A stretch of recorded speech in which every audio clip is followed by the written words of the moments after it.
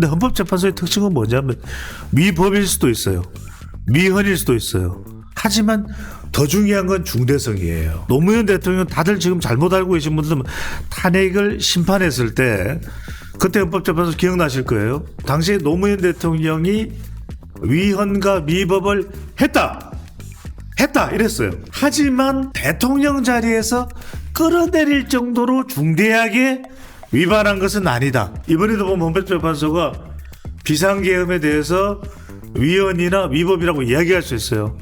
하지만 모르죠. 이거는 제가 이제 판결을 가봐야 되겠지만 그동안에는 이 4명의 보수 성향의 재판관들이 인용 쪽으로 갈 수밖에 없을 거야. 내가 설사 아니더라도 그렇게 참 용기를 내거나 또는 더 뚜렷한 소신을 가지기 힘들었을 수도 있다는 말이에요. 근데 이제는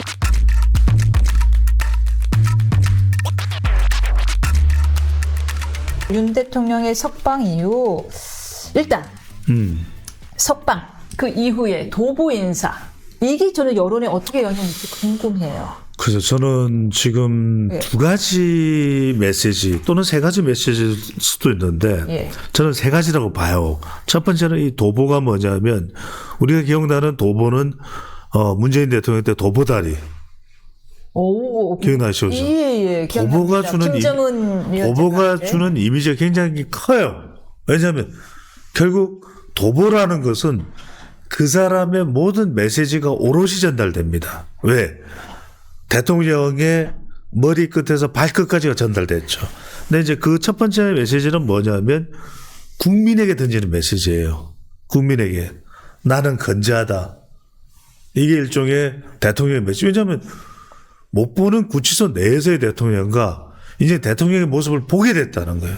그러면 이게 어떻게 보면 굉장히 부스팅이 돼요. 그러니까 살아있네.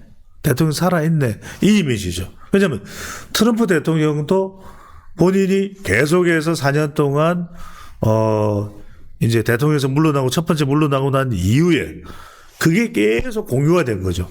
그래서 마가가 유지가 됐던 거예요. 마가 유지된. 약간 그 장면하고도 그럼 겹치는 장면이 있을까요? 트럼프 대통령이 총알을 맞고서도 손을 흔들었잖아요. 그렇죠. 구치소에 나오면서 주먹을 그렇죠. 쥐는 모습.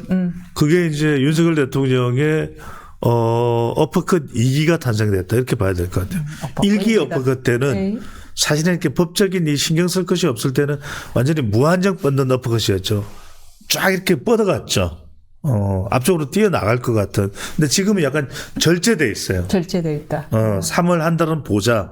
이런 이미지가 여기 이 어퍼컷에는 담겨 있는 거죠. 이른바 절제된 어퍼컷이 되는 거죠. 90도 인사는.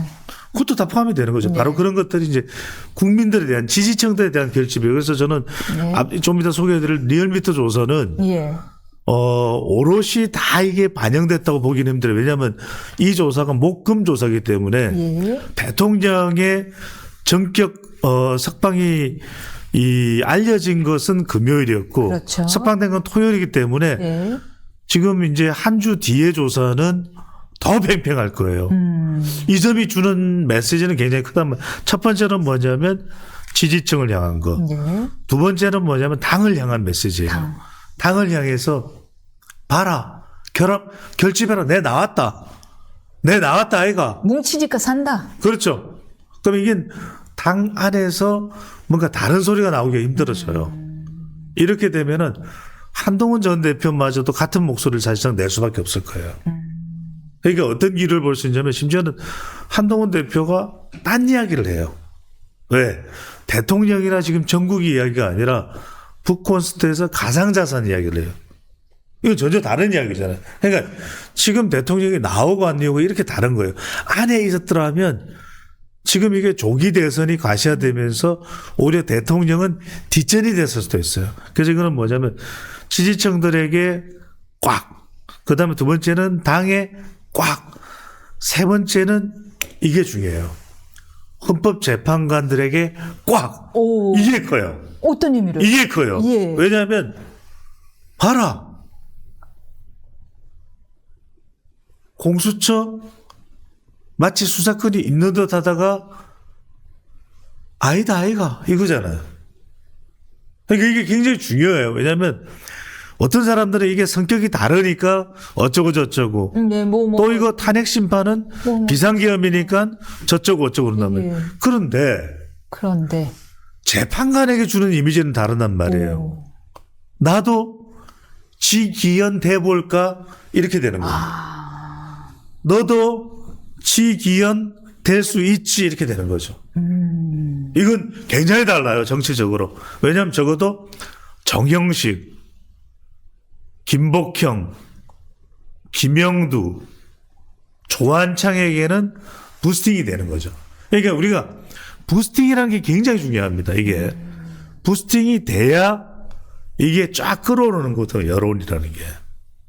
이게 왜 중요하냐면 실제로 이게 하루만 포함됐죠. 왜냐하면 이게 목금 조사이기 때문에 5일부터 7일까지이기 때문에 지금 사실은 7일의 대통령 거보다도 5, 6일이 더 많이 포함된 거예요. 그러면 7일 날부터 조사를 했다면 달라졌을 거예요. 더 달라졌을 거예요. 지금 리얼미터 조사 말씀하시죠? 리얼미터 조사를 말씀드린 거예요. 네. 그런데 불구하고 지금 정당 지지율이 역전이 됐어요. 그런데 예. 대통령이 나온 것만 가지고서 그 날짜부터 조사했다면 더 달라졌겠죠. 더 달라졌을 거예요. 원래 이거는 리얼미터가 이걸 예상하기는 힘들었겠지만 금요일 날 대통령이 석방됐다? 그러면은 다시 조사를 했어야죠. 다시 잠깐 이거는 예. 네, 다시 말씀하세요. 여론조사 이야기 좀 더 본격적으로 분석을 갈 텐데 그 전에 네. 부스팅이 될 거다라는 이야기는 헌법재판관들의 심리에 영향을 미칠 거다라는 이야기인 거고, 그러니까 그간 계속 헌재 심리 과정에서 절차법적인 문제가 대두가 됐었잖아요. 그렇죠. 그거를 이유로 어떠한 중대한 결정을 내릴 수도 있는 부스터로서의 역할을 했다라고 보시는 건가요? 임윤선 진행자가 법조인이에요. 네. 우리는 이게 굉장히 중요한 게 헌법재판소는 우리가 경미한 법적인 위법을 해도 처벌을 받잖아요. 그죠? 근데 헌법재판소의 특징은 뭐냐면 위법일 수도 있어요. 미헌일 수도 있어요. 하지만 더 중요한 건 중대성이에요. 중대성이에요. 우리가 2004년에 노무현 대통령 잘 아셔야 되고요. 노무현 대통령 다들 지금 잘못 알고 계신 분들은 탄핵을 심판했을 때 그때 헌법재판소 기억나실 거예요. 당시에 노무현 대통령이 위헌과 미법을 했다 이랬어요. 했습니다. 맞습니다. 하지만 그때 기각이 됐던 이유는 그럴지라도 대통령 자리에서 끌어내릴 정도로 중대하게 위반한 것은 아니다. 중대성이 없다. 중대성이에요. 이번에도 보면 헌법재판소가 비상계엄에 대해서 위헌이나 위법이라고 이야기할 수 있어요. 하지만 모르죠. 이거는 제가 이제 판결을 가봐야 되겠지만 이 부스팅이라는 것은 그동안에는 이 4명의 보수 성향의 판사들이 재판관들이 이건 그래 뭐 이제 인용 쪽으로 갈 수밖에 없을 거야. 내가 설사 아니더라도 그렇게 참 용기를 내거나 또는 더 뚜렷한 소신을 가지기 힘들었을 수도 있다는 말이에요. 근데 이제는 뭐냐면 예. 중대성에 더 초점을 맞춰. 위헌, 위법 그래 인정해. 하지만 대통령 자리에서 끌어내릴 정도야? 그건 아니야. 예. 라고 생각할 수도 있다라는 거예요. 라고 생각할 수도 있다. 그렇죠. 알겠습니다. 그러면 본격적으로 우리 여론조사 전문가시니까 여론조사에 대해서 저희가 같이 봐야 될 텐데 나란히 네.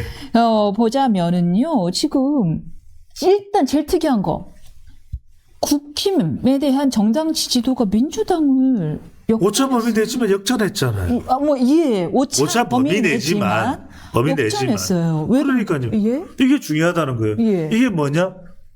3.1절 효과죠. 3.1절 효과죠.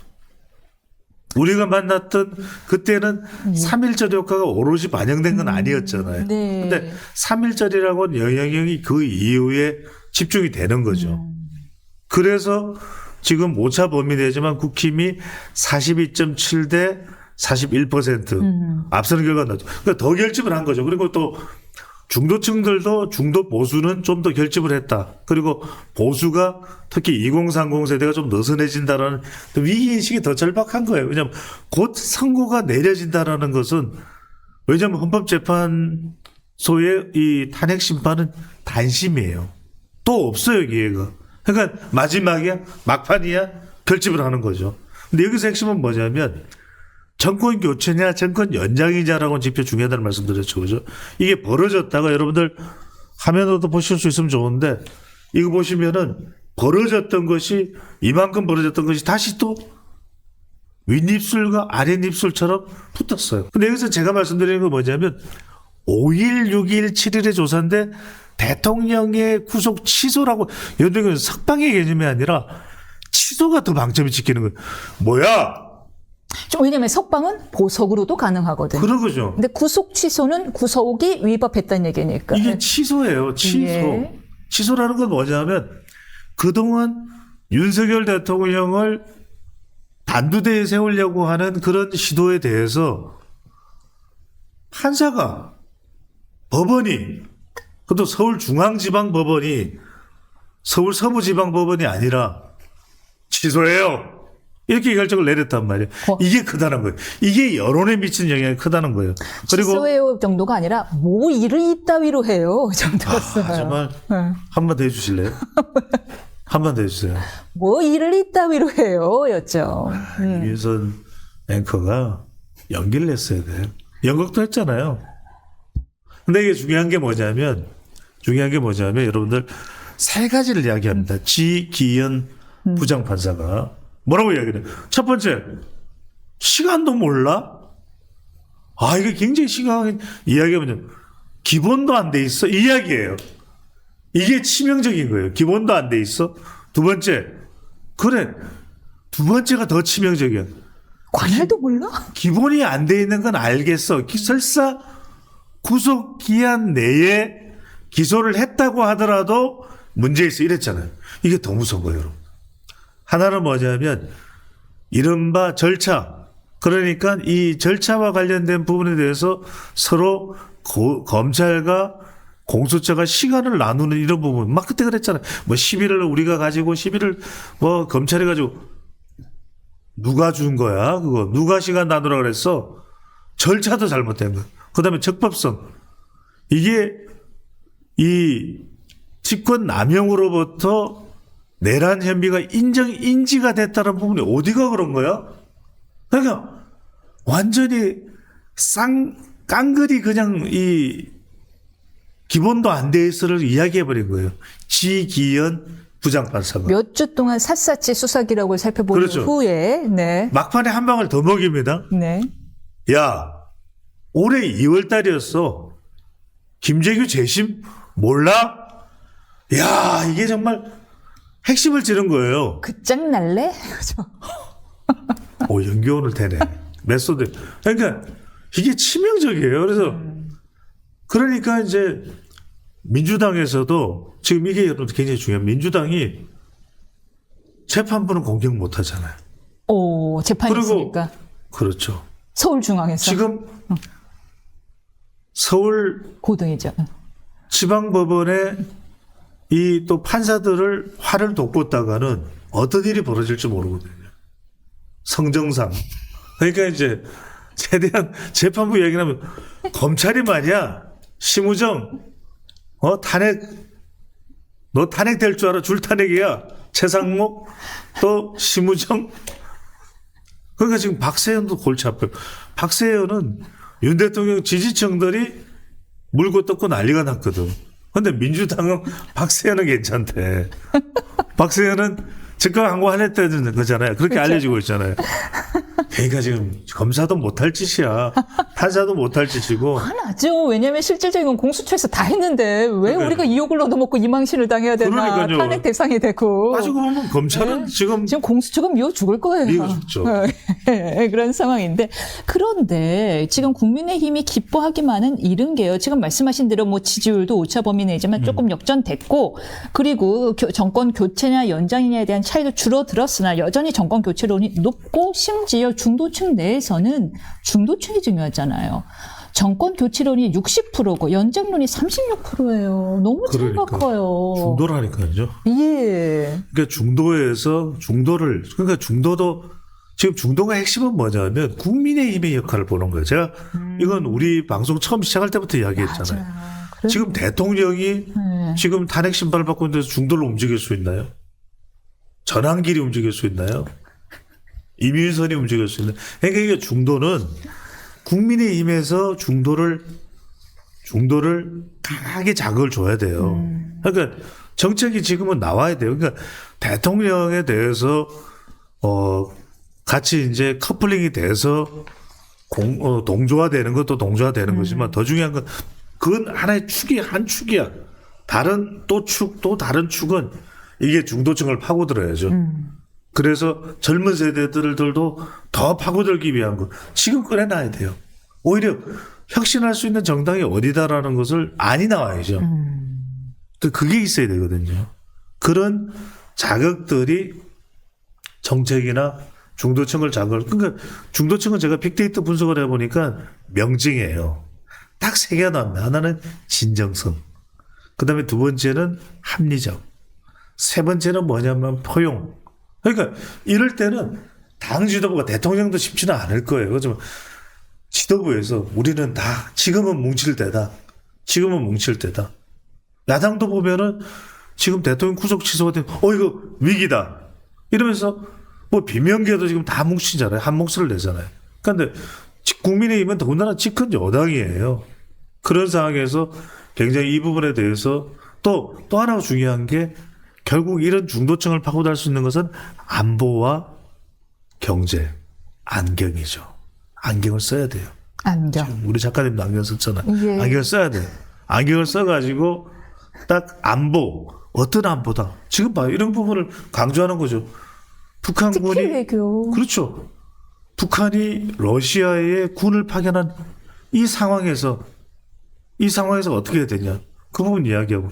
또 하나 중요한 게 경제잖아요. 민생, 관세 정책.